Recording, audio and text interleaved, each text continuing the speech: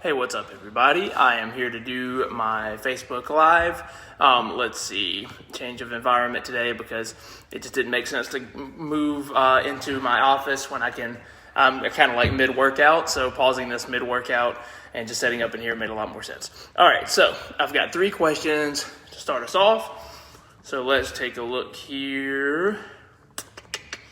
All right, again, this is Monday, Wednesday, Friday, 7 o'clock. I do these. Every now and then there might be a day where it just gets so crazy that I can't. And if that happens, then I'll answer the questions the next time. So I'm here to answer them that come in live now and to answer the ones I've taken between what's today? Monday, between Friday's live and now. All right, so Kyle says, I'm trying to drink more water. I keep hearing I need to drink a gallon a day. Do I count black coffee as part of my ounces, or is that different? Okay, so 2 questions here. Number 1, how much water does he need every day? Number 2, should he count his coffee as part of the water intake? So to answer your question, man, the gallon a day that you're referencing, it's one of those things that like it highly depends on the person, right? Somebody who works out for 2 hours a day needs more hydration than somebody who works out for 30 minutes a day, depending on the intensity of those workouts, of course. Somebody who works outside all day will need significantly more water than somebody who sits indoors at air conditioned at a desk all day, right? So it varies wildly. But I would just say for the average person, a gallon a day is a good thing to shoot for. If you don't get to it, it's not that huge a deal, but it's a good goal, all right? But you don't have to, there's nothing wrong with it if you do want to be this person, but you don't have to become one of those people who literally carries like a milk gallon jug around with you, drinking water out of it. Just try to get a lot. Like I have a few different bottles I rotate through. This is my one today, and this is a 20 fluid ounce bottle, and I probably drink, I probably drink 4+ of these a day, maybe 5, 6, I don't know. It depends on the day. So yeah, man, I would say get as high as you can with them. What you do want is a system of regular water intake somehow. So if you have one of these that you can carry around, at the gym I'm at here, I've got a little water cooler. I can just fill it up 1,000,000 times a day. When I'm out and about, I drink more slowly because I don't want to have to keep trying to refill. But yeah, so to summarize, it depends on how active you are, if you're outdoors a lot in the sun, if you're inside, what your job is, all that is going to determine how much water you should take in. But if a gallon a day is something good to shoot for and try to get somewhere close to, but you likely don't necessarily need more than that unless you're sweating a lot. On days that you sweat a lot, even more than normal, take in more water. So the second part of your question here, do I count black coffee as part of my ounces or is that different? Yeah, man. Honestly, my opinion is you should. Coffee is, literally you pour water in.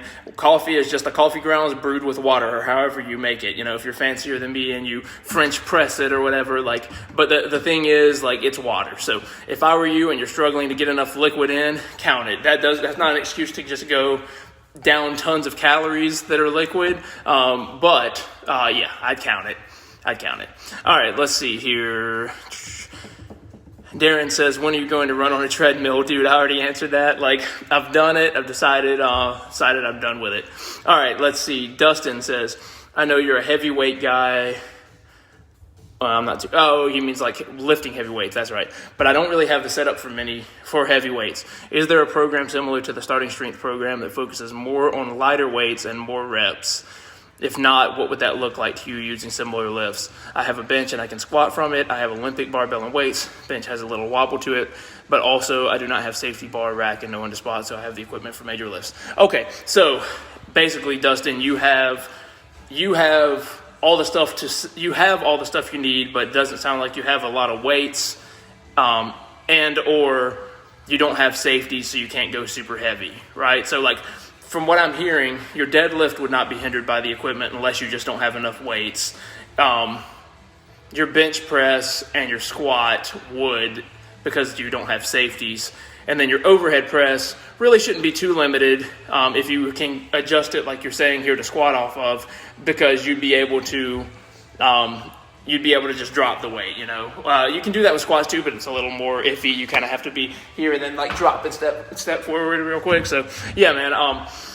Yes, there are programs like that. I mean, honestly, if I were you, if you're limited on weight like that, number one, I mean, search Facebook Marketplace, dude. If you're willing to sell your bench and get a rack with that money, like some of that money, of course they're expensive right now because of COVID and everybody building home gyms. But if you're willing to do that, it's worth it. If not, I would totally say do starting strength, the exact program, but do higher reps and do them slower. Okay, so like do like tempo reps, you know, because the longer you're holding on to that weight, the more difficult. Because if you only have so much weight that you can work with here, then as you move up, you're going to get to a point where, you know, once you get past like 12 reps, you know, not only is that going to not do much in the way of strength, but it's not even going to build muscle much anymore. It's just going to get into endurance where you're just repeating how many times you can repeat that movement over and over. So basically, you have to do something to change it. And if you can't move the weight up, then you have to do something more difficult and so you have two options. You can do it slower, which is literally just, you know, you're squatting 1, 2, 3, 4, 5, like slow, you know what I mean? Like really slow it down. So that's one option, or more difficult variations. You know, with certain exercises, there are different variations that you can work with that will make it more difficult. So like if you max out what you can do with a bench press, flat bench, go to incline bench, you know what I mean? And go with those, because that's a smaller, it moves up, it's a smaller set of muscles, and you're not going to be able to do as much weight, so that's a way you can continue to progress. So yeah, man, I would do the starting strength program, just do it in one of those two ways, or both. Slow the reps down, and or go to more difficult variations of the exercises. So we can talk more about that later if you want. Michael, what's up, man? Did you ever answer the question about diet breaks? If so, I missed it. Diet breaks. I'm trying to remember what this is you're asking. If you're still here, Michael, remind me what you're asking. I recall you asking a question like a week ago. Does that sound about right? And yes, I did answer it. And I would have tagged you in it, but I can go find it and tag you again. Yeah, I know what you're talking about. I did answer it. I'll tag you in that later. But basically, I can't remember the details of the question, and I don't have it in front of me, so I don't want to answer the wrong question. So if you want to ask it more specifically here, I'll answer it again, or I can just tag you in the video, man. Let's see. That was all the ones I had here, but I'll give you a second if you type anything, and then I'll wrap it up. Let's see here. But yeah, Dustin, while I'm waiting on that, I'll just elaborate on yours a little bit more. I mean, you know, if you were to, again, your deadlifts or shouldn't be hindered by it. On the shoulder press, I mean, that's the one that you're going to be able to probably go with the longer. Oh, no problem, man. I'll tag you in it, Michael. No problem.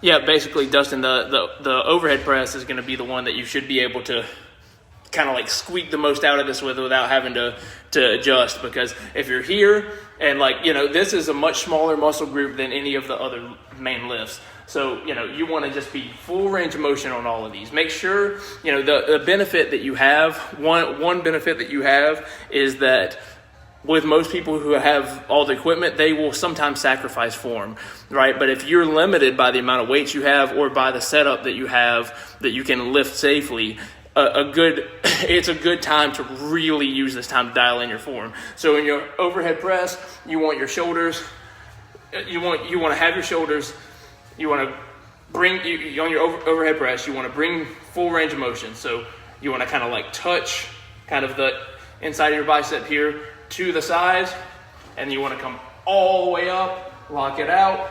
That bar should be above the top of your neck at the lockout, back down, up, and you want to just, with all your lifts, use this time to really focus on full range of motion, man. That's a way that I would see a pro in this. So yeah, I'm going to wrap it up. Michael, I will find that video and tag you in it, and everybody have an awesome, whatever day this is, Monday.